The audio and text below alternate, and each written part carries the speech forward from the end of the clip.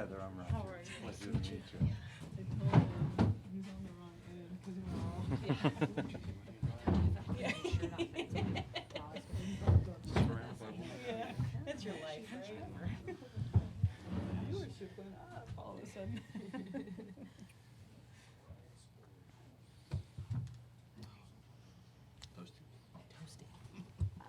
All right, good afternoon and welcome to our afternoon session of our head coaches press conference. Just a couple of reminders, if you weren't here this morning, please make sure that you silence your cell phones. Identify yourself when you're asking a question in your media outlet, and also please identify the person who you're directing the question to. Transcripts of the previous press conference are on the table. The ones from this one will be on the table probably within a half hour or so. Also, following this press conference, there'll be NFCA press conference, which will be at 3:40. The Brian Stanley will host, and that will feature Kylie Hansen from Florida State, Paige Parker from Oklahoma, Giselle Juarez from Arizona State, Jenna Lilly and Gwen Savekis from Oregon, and Sis Bates from Washington. So that'll be right after this. So we will, I'll introduce the head coaches, all four of them, ask them to give a brief opening statement. Once we've introduced all four, then I'll turn it over to you guys. So to my right is Patty Gasso from Oklahoma. She is in her 24th season at OU. This is their 12th Women's College World Series appearance and their third straight Women's College World Series. And they also obviously have won the last two championships. They are the number 4 seed. They are currently 55-3. They went undefeated in the regional play, went 3-0, beat Boston U, beat Tulsa and Missouri, and then defeated Arkansas twice in the Super Regional. So, Coach, if you could talk a little bit about your season. Well, we're very excited to be here.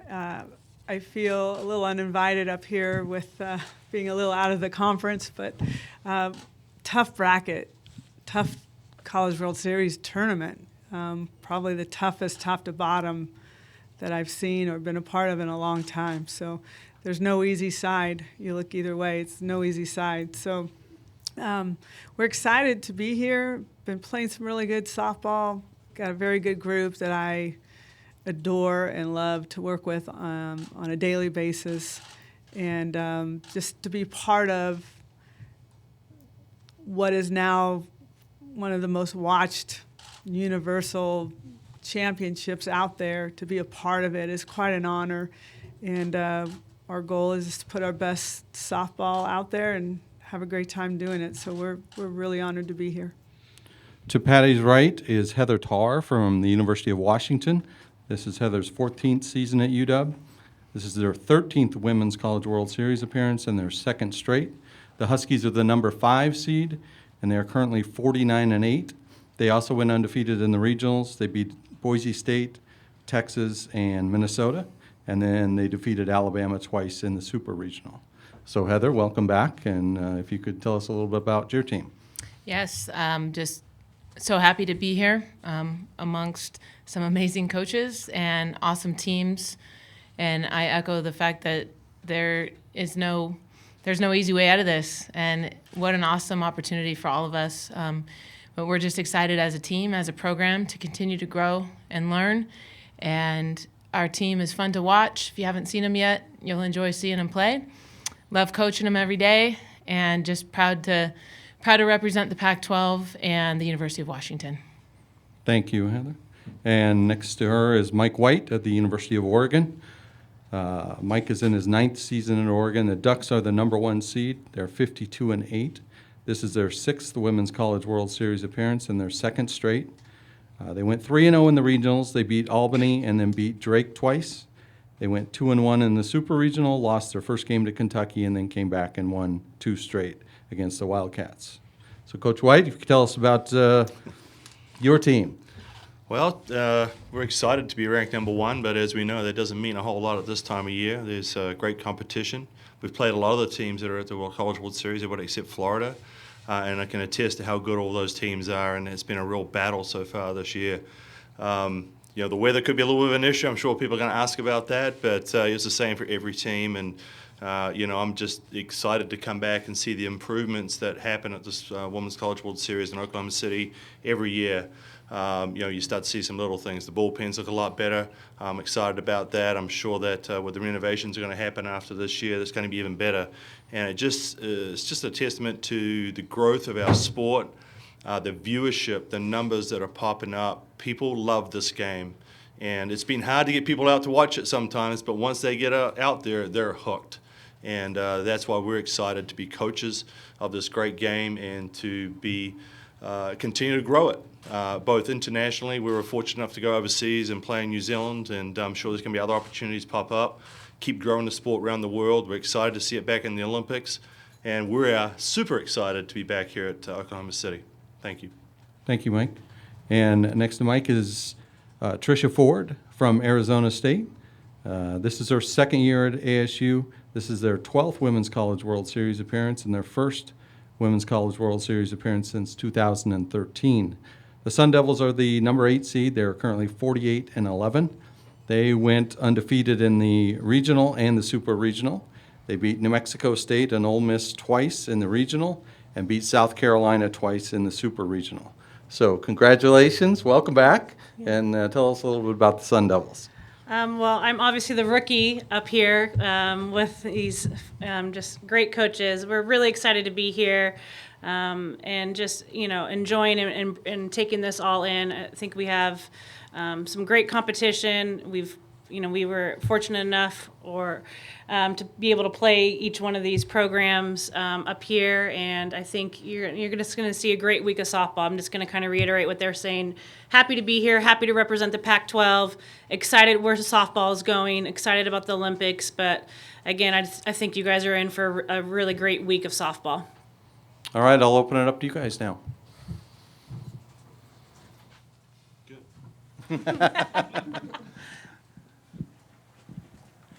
Michael Kennedy, UConn Review. Coach Gasso, can you just talk about just the journey this year that your Sooners have made just to get back here, especially being marked as the two-time defending champions? I think the key is not feeling like you're marked. We don't think that way. We don't play that way because there's a lot of teams out there that could say just through tradition that they have that X on their back. But we just try to go out and give it our best every day, and we've had some highs and lows. One of the biggest eye openers was actually playing in Oregon, and how impressed I was by their fan base. And it's a very difficult place to play, and their team was very good.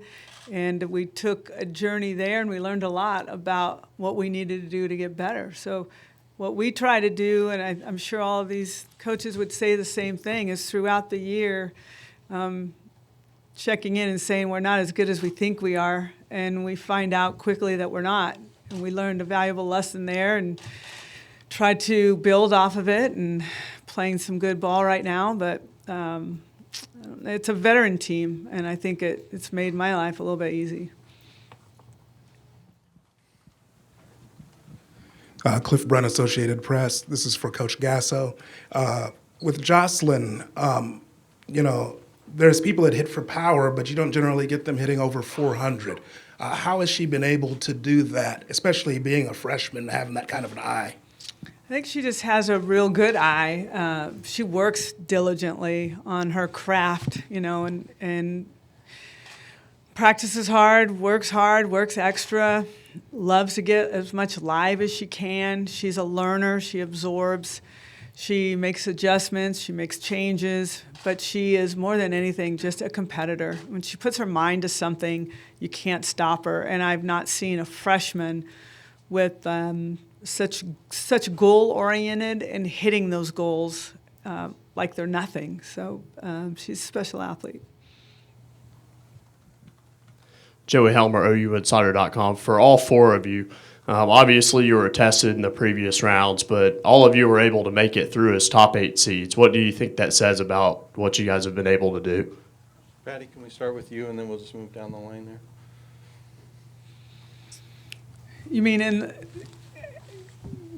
explain it a little bit better for me. In terms of being top 8 seeds, obviously the parity of sport is great, but you guys were able to make it through as all being favorites. Well, I think it says something to home field advantage, as I was saying about any of these programs, you go play a home field advantage, including ours. We have an advantage. The fan base now is coming out, and they're very vocal, and they get into what's going on, and it makes a big difference, especially when you're facing programs that maybe have not been in those kinds of settings. But home is where most of us all play our best, and I think fans have a lot to do with that. Heather? I would just say that in general, the sport's growing and there is parity, and you can't take pitches off. And if you do, then the person that comes into your home field can make you pay. And you really got to be on your game. You have to be playing well at the right time. You have to have all components of your game working well for you, your pitching, your defense, your hitting. And I would say for us, that's where we're at today. And you learn throughout your seasons, and I think our conferences help us get to the point where we can play at our best at these times of years. Mike, you obviously had the situation where you dropped your opener against Kentucky and then came back. I was just going to say that. I think we were the only one to lose actually at home, but it is difficult. We know this. Whenever we go on the road, it's always difficult to beat a team or in a series or a sweep. It's extremely tough, and it's getting more so. But our fan base has grown.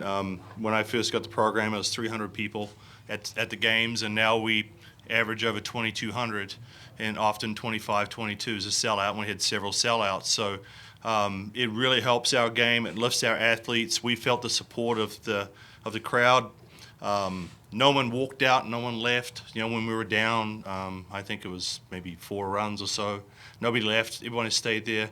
And you feel that. And our athletes are special. They want to play. They want to represent. And if you want to be the best, you got to go out and get up off the canvas and take another shot. And that's what we did. Trisha? I would say we were never warm and fuzzy about any game, so I think it worked out in our favor, but I think all of us up here would tell you that each game was very, very difficult, and I think, speaking from our perspective, I think our conference really prepared us for this. Our fans were fantastic, but, each weekend we were playing Oregon, Washington, UCLA, we're fortunate, and some might say unfortunate, but I think we're fortunate that we get to each week play really high caliber games, and so you are prepared when you get into postseason, which is one of the reasons why I think one of the reasons why I came to ASU is that you get to prepare every single weekend. John McKelvey with the Norman Transcript. I have a question for Coach Gasso and Coach Tarr, and if Coach White wants to jump in, he can too. Patty, what does it mean to have Paige Parker going into this World Series, especially considering that she has 8 World Series victories? And then Coach Tarr and Coach White, you guys have faced her on this stage. What's that like? I don't know. She's been the face of our program since she stepped on it. She kind of grabbed the torch from Kaylani and said, I'll take it from here, and she's done a great job. It gets better every year, which is hard to do from the pitching standpoint. She's had her ups and downs, but she always bounces back, and she's always very good on the big stage. Obviously, great pitching staff Oklahoma has, and I think what a great opportunity that Washington has to see how good we can get through the experience that we get to have tomorrow. Obviously, as a head coach, you want consistency out of your pitching, and she's consistency. She's a model of it. She's always wants the ball. She wants to get out there. She's a competitor, and that's what you got to be. That's obviously a luxury having to play with Oklahoma behind you. You've got some great players behind you, and that certainly helps. But like Coach Gasso said, she's the face right now, and she's doing a great job. She took over from Ricketts. Jacob under newsok.com. Question for Patty. Leah is kind of she's had a big season for you. How has she solidified everything behind the plate? I think any coach would tell you that what makes a good pitcher is a great catcher.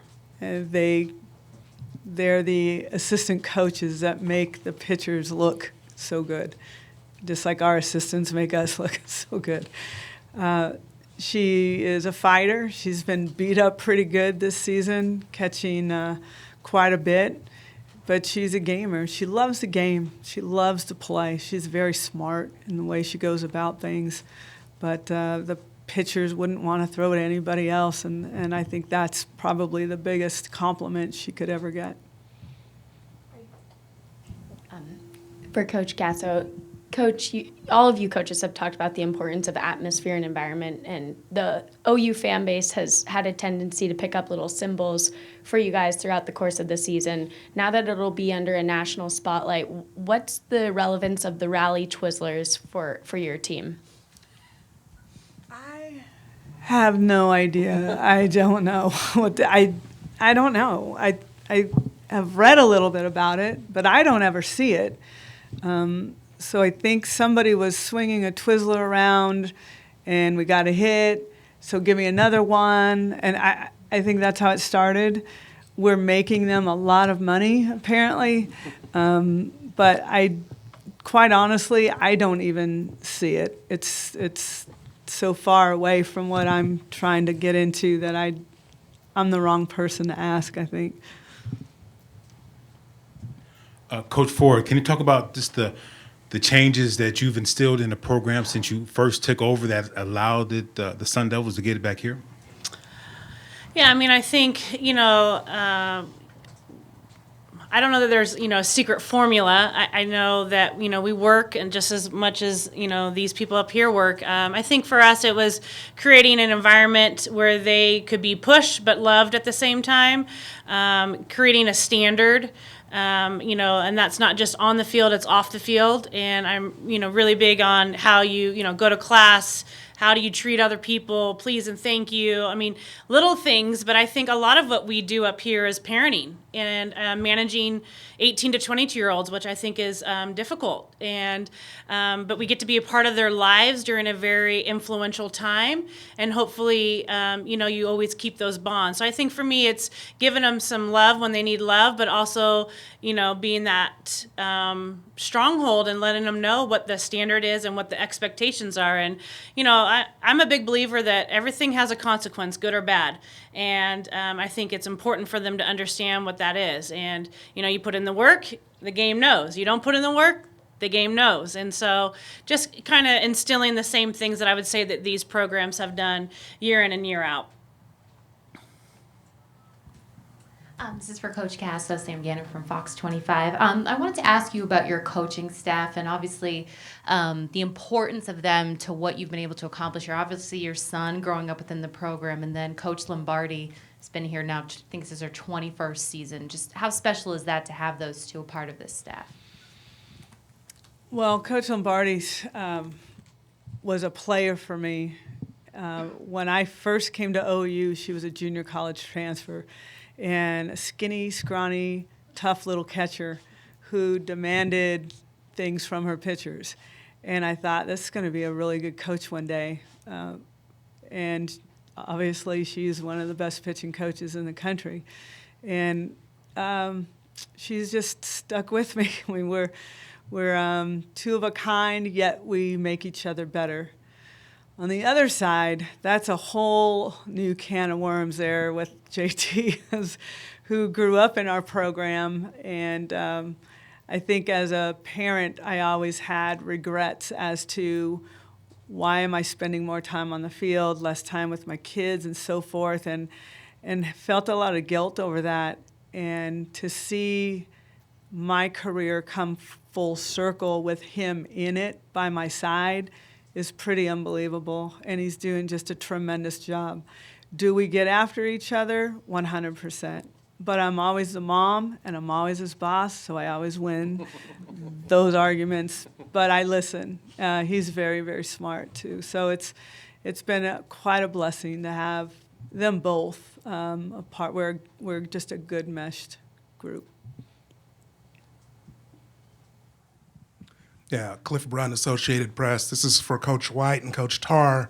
I noticed, I was looking at the standings, and Washington was 4th in the Pac-12, but 5th overall in the seedings, which is just mind-blowing to me.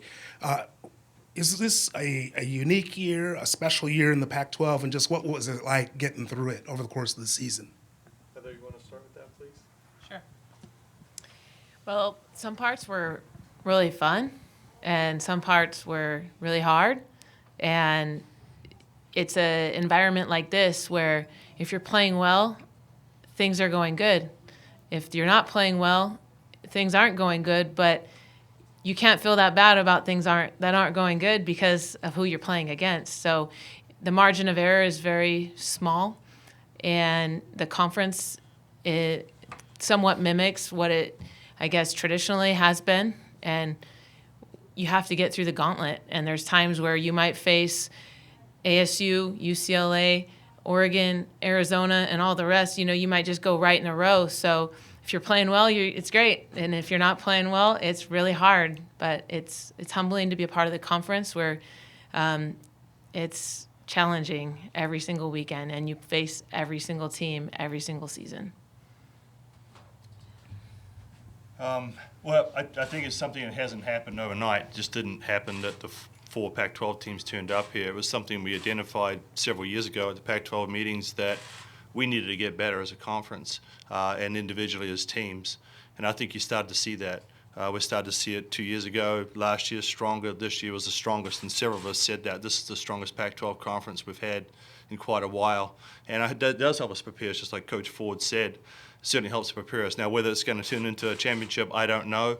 But it certainly is a lot of fun playing in a conference environment like that, where week in and week out. I mean, I go back to last year where we won 54 games straight, and then we lost like 3 weekends in a row, you know, against Washington, Arizona, and UCLA. And believe me, that's a tough gauntlet to run, but hopefully that adversity does make you stronger in the end.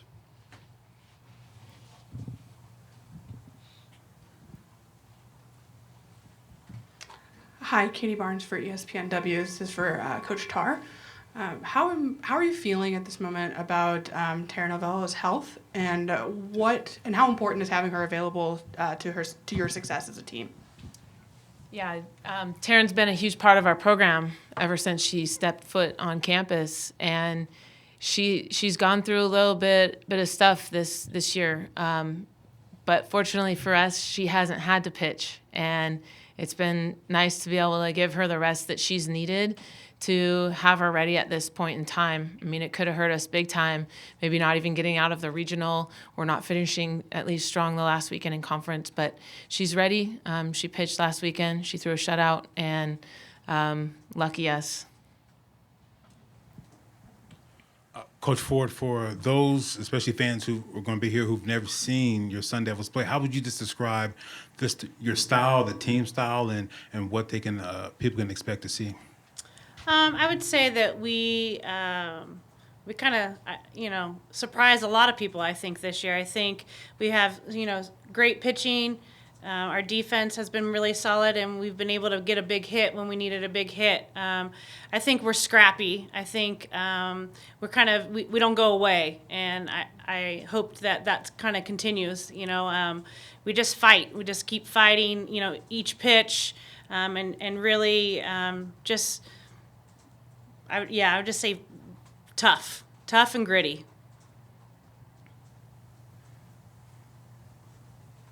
Anything else? All right, thank you very much.